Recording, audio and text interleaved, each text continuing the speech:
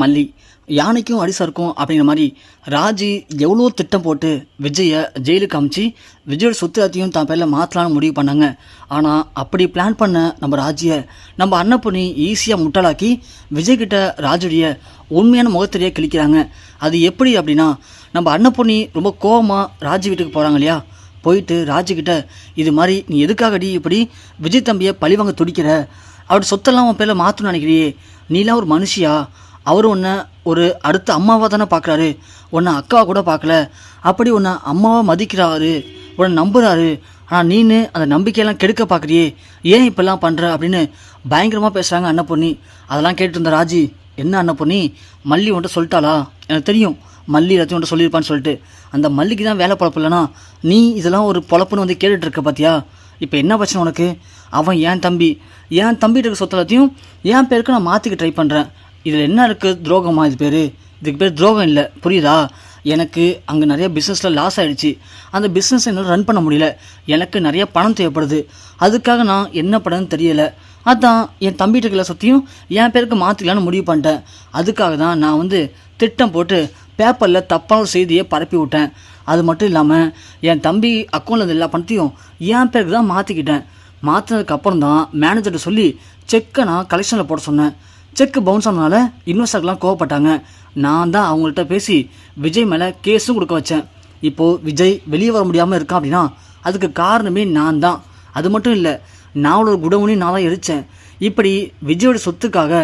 நான் இவ்வளோ வேலையும் பார்த்துருக்கேன், கண்டிப்பாக விஜய் பேரில் இருக்க எல்லா சொத்தையும் என் பேருக்கு நான் மாற்ற தான் போகிறேன், அதுக்காக பத்திரத்தில் கையெழுத்து கூட வாங்கிட்டேன், இன்னும் பத்திரத்தில் என் பேர் எல்லாத்தையும் மாற்றுறது மட்டும்தான் பாக்கி இருக்குது, நீ வேணால் பாரு, விஜய் அப்படிங்கிற பேரில் இருந்த எல்லா சொத்தும் ராஜேஸ்வரி அப்படிங்கிற பேருக்கு மாறப்போகுது, அதுக்கப்புறம் விஜய் ஒன்றும் இல்லாத ஒரு வெத்து பயிலாக மாற போகிறான், இந்த அக்காட்ட கை கட்டி வேலை பார்க்குற ஒரு கூலிக்காரனாக மாறிடுவான், உன்னால் என்ன பண்ண முடியும் சொல்லு பார்க்கலாம், உன்னால் என்ன எதுவுமே பண்ண முடியாது, நீ மட்டும் இல்லை அந்த மல்லியும் தான் சேர்த்து சொல்கிறேன், சொல்லப்போனால் உன் மேலே ஒரு கார் இடிச்சுது டம்முன்னு வந்து, அது யார், நான் சொல்லி தான் அடித்தாங்க, ஏதோ உனக்கு போனால் போதுன்னு உயிர் பயத்தை காட்டியிருக்கேன், உனக்கு உயிர் முக்கியம் அப்படின்னா ஒழுங்கு மரியாதையை இந்த வீட்டை விட்டு நீயாவே ஓடிப்படு, இல்லை அப்படின்னா இந்த வீட்டில் தெருநாயை அடித்து கொள்கிற மாதிரி ஒன்றையும் ரோட்டில் அடித்து கொள்கிற மாதிரி இருக்கும், உனக்கு மட்டும் இல்லை அந்த மல்லிக்கும் இதே நிலமை தான், ஏதோ போனால் போதுன்னு உங்கள் 2 பேருக்கும் கடைசியாக ஒரு வாய்ப்பை தரேன், 2 பேருக்குமே உயிர் மேலே ஆசை இருந்துச்சுன்னா ஒழுங்கு மரியாதை அந்த வீட்டை விட்டு ஓடிப்படுங்க, இல்லை அப்படின்னா நான் சொன்ன மாதிரி உங்கள் 2 பேரையும் அடித்து விரட்டுற மாதிரி இருக்கும் பார்த்துக்கோங்க அப்படின்னு ராஜேஸ்வரி சொல்கிறாங்க.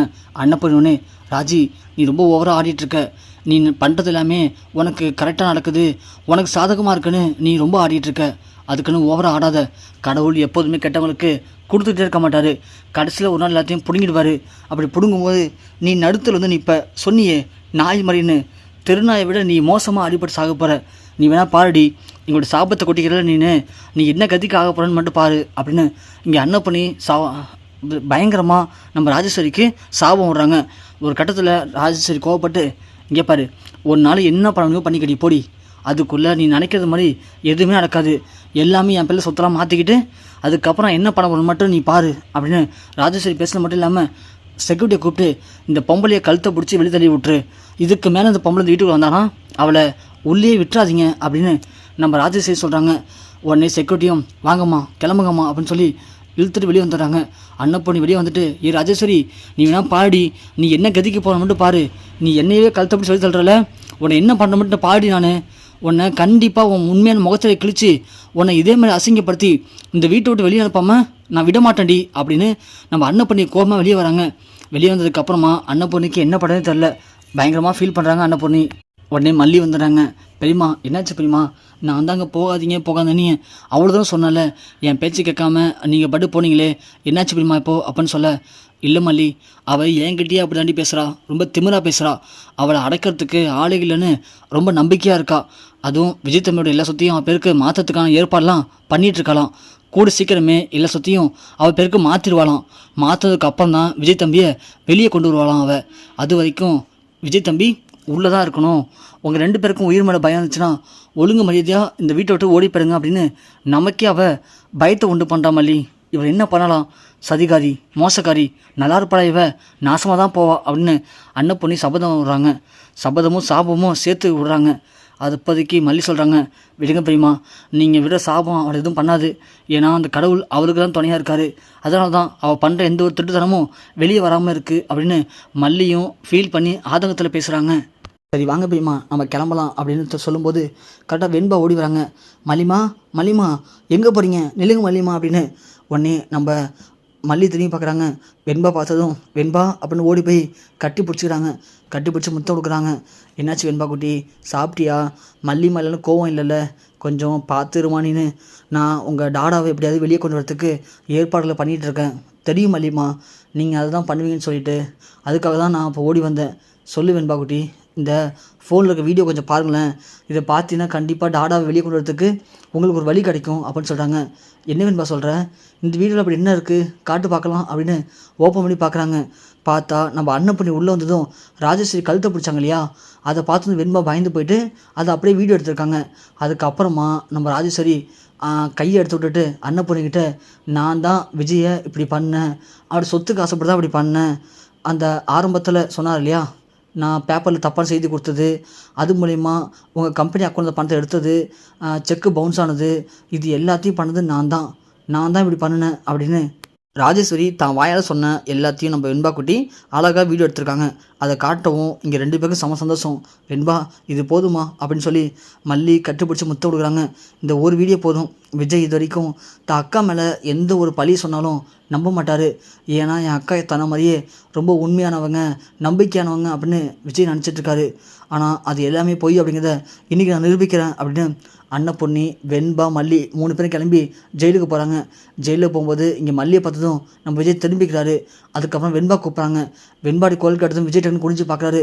பார்த்தா வெண்பா வந்ததும் விஜய் ஓடி வந்து வெண்பாவை பிடிச்சி அழுகுறாரு. உடனே இங்கே வெண்பா சொல்கிறாங்க, டாடா ப்ளீஸ் டாடா அழாதீங்க டாடா, நான் காட்டுற இந்த வீடியோ கொஞ்சம் பாருங்கடாடா, அப்போ தான் உங்களுக்கு எல்லாம் புரியும் அப்படின்னு வெண்பா அந்த வீடியோவை போட்டு காட்டுறாங்க. வீடியோ பார்த்ததும் இங்கே விஜய் பயங்கரமாக அதிர்ச்சி ஆகிறாரு. அப்படின்னா என் அக்கா இவ்வளோ மோசமானவளா, அது எனக்கு தெரியாமல் போச்சு. இத்தனை நாள் என் அக்கா ரொம்ப நல்லவ, எனக்காக ஒரே ஒரு ஜீவன் தான் இருக்குது அப்படின்னு நான் வந்து இவ்வளோ நாளாக நம்பினேன்.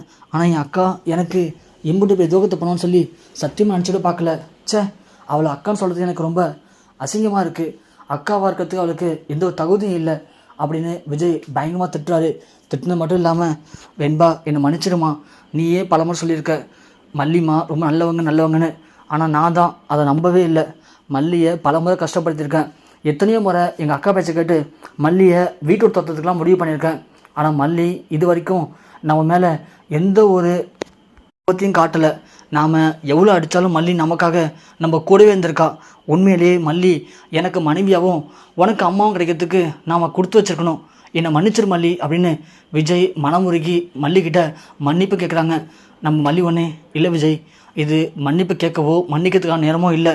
நீங்கள் சீக்கிரம் வெளியே வரணும். வெளியே வந்து அந்த ராஜேஸ்வரியை நீங்கள் தான் கரெக்டாக அவளுக்கு பதிலுக்கு பதில் தண்டனை கொடுக்கணும். இல்லைனா அந்த ராஜேஸ்வரி நம்மளை முட்டாளாக்கிட்டு உங்களை நடுத்தருக்கு கொண்டு வந்துடுவா விஜய் அப்படின்னு சொல்ல, விஜய் உடனே, இல்லை மல்லி, அப்படிலாம் நான் அவ்வளோ சீக்கிரம் விட்டுற மாட்டேன். அந்த சொத்து எல்லாமே நான் சம்பாரிச்சது, நான் கஷ்டப்பட்டு வேறு செஞ்சு சம்பாரிச்சது. அப்படி இருக்கும்போது என்ன ஒருத்தி ஏமாத்திட்டு எல்லாத்தையும் எடுத்துகிட்டு போயிட்டானா நான் பார்த்துட்டு சும்மா இருப்பானா? இல்லை மல்லி, நான் இப்போவே வெளியே வரத்துக்கான ஏற்பாடுகளை பண்ணுறேன். வெளியே வந்ததுக்கப்புறமும் அக்காவாக நடித்து என்னை ஏமாத்தின அந்த ராஜேஸ்வரிக்கு நான் கொடுக்கப்பட்ட தண்டனை வாழ்க்கையிலேயே மறக்க முடியாத தண்டனையாக இருக்கும் அப்படின்னு இங்கே அடுத்ததான் நம்ம விஜய் சபதம் போடுறாரு.